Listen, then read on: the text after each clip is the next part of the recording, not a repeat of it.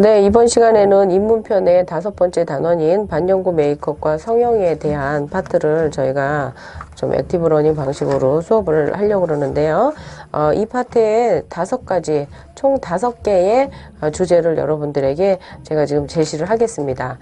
그 첫 번째 주제는요, 반영구 메이크업과 성형과의 관계를 웨스트모어의 이상적인 눈썹의 기준을 통해 인종별 또 상관관계를 비교해서 토론해 보는 것이 첫 번째 주제입니다.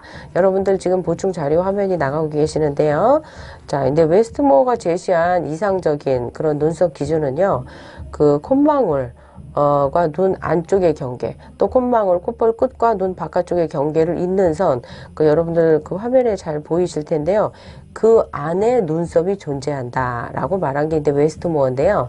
사실 이 기준은 그 백인을 기준으로 해서 만든 그 기준이기 때문에 동양인과 흑인에게는 잘 맞지 않는 그런 현상이 생기겠죠. 여러 가지 원인에 의해서. 그렇다면 자, 그러면은 여러분들이 이걸 봤을 때 그러면 백인하고 또 동양인하고 흑인하고 모두에게 다 이상적인 눈썹이 되려면 결국은 저희가 이제 성형을 좀 이렇게 필요로 할 때가 있어요. 그러면 과연 반영구를 하는데 왜 성형이 나오지? 예, 그게 바로 고민이죠. 토론의 주제예요. 성형이 왜 반영구와 관련이 있는지, 그렇죠? 그래서 여러분들이 반영구와 성형과의 관계를 한번 비교해보고 왜 필요한지 또 토론해보고 답을 찾아가는 그 과정이 바로 이번 제1주제입니다. 네, 두 번째 주제를 제시하겠습니다. 두 번째 주제는요, 반영구 메이크업의 국내 또 해외 시장 상황에 대해서 알아보고 토론하여 보는 게 이제 두 번째 주제인데요. 지금 화면에 나오고 있을 텐데요.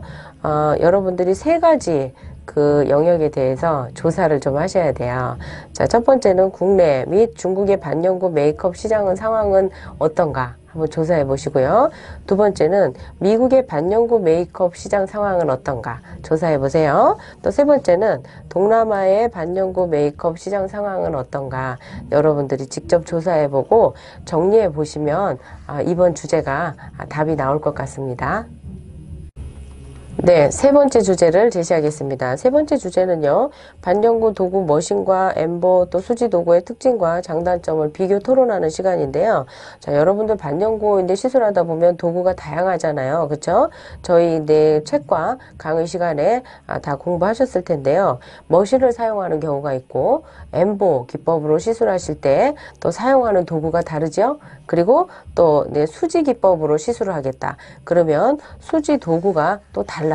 그래서 이 각각의 도구에 조금 여러분들이 포커스를 맞춰주세요. 그래서 이 각각의 도구는 어떤 특징이 있는가, 그리고 이 각각의 도구의 장점과 단점이 무엇인가, 이거를 비교 토론해 보는 게 이번 주제인데요. 그거를 알아야 여러분들이 각각 부위별로 이 부위는 어떤 기법으로 어떤 도구를 가지고 시술하는 것이 적합하다, 이게 답이 나와요. 그쵸? 그래서 여러분들 이번 시간에 한번 조사해 보시기 바랍니다. 네 번째 주제를 제시하겠습니다. 네 번째 주제는요, 반영구 도구 또 머신, 엠보, 수지가 있겠죠? 그러면은 그 각각의 도구에 니들 종류가 다 다르거든요. 그러면은 그 니들의 종류에 대해서 알아보고 토론해 보는 게 이번 네 번째 주제입니다. 자, 여러분들 자료 화면 나가고 계신데요. 자, 수지 기법, 니들 수에 따른 시술 부위는 예를 들어서 우리가 수지 기법을 하는 거예요. 근데 이 수지 기법 하나만만 봐도요, 여러분들 지금 니들의 개수가 굉장히 다양하게 나오고 있죠? 그죠? 니들의 수도 3개부터 시작해서 18개까지 지금 바늘의 수가 정말 달라요. 그리고 각각의 바늘의 수에 따라서 여러분들 시술 부위가 굉장히 다 달라지는 거예요. 아이라인 하는 경우에도 아이라인 전체를 할 때는 몇 개가 필요하고, 또 꼬리만 할 때는 몇 개가 필요하고, 입술이나 눈썹 전체를 할 때도 몇 개가 필요한가, 요거는 예를 들어서 나온 자료 화면이에요. 여러분들 지금 3가지를 다 조사하셔야 되는 거예요. 머신, 엠보, 수지, 이 도구에 따라서 여러분들이 그 니들에 대해서 한번 공부해 보는 시간을 갖는 게 이번 시간의 주제입니다. 네, 다섯 번째 주제를 제시하겠습니다. 다섯 번째 주제는 반영구의 핵심 재료 색소에 대한 사항을 알아보고 토론하여 보는 시간입니다. 여러분들 이제 실제 시술하실 때 여러 가지 문제에 봉착하는데 그 중에 여러분들을 당황스럽게 하는 것 중에 하나가 내가 원하지 않는 컬러가 나오는 거, 그런 일이 있을 수 있어요. 그래서 여러분들 색소에 대해서 기본적인 어떤 이론적 지식이 반드시 필요한데요. 색소를 다루는 업체가 굉장히 많아요.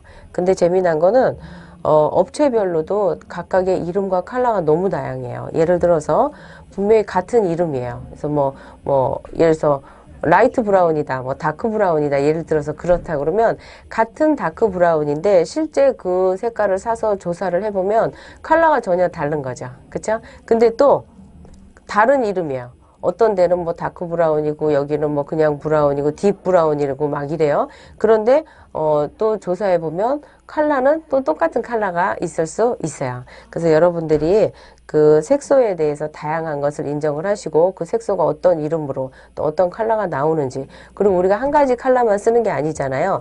다양하게 컬러를 이렇게 배합해서 쓰기 때문에 그런 걸 여러분들이 실제 한번 반드시 해보시는 게 좋고요.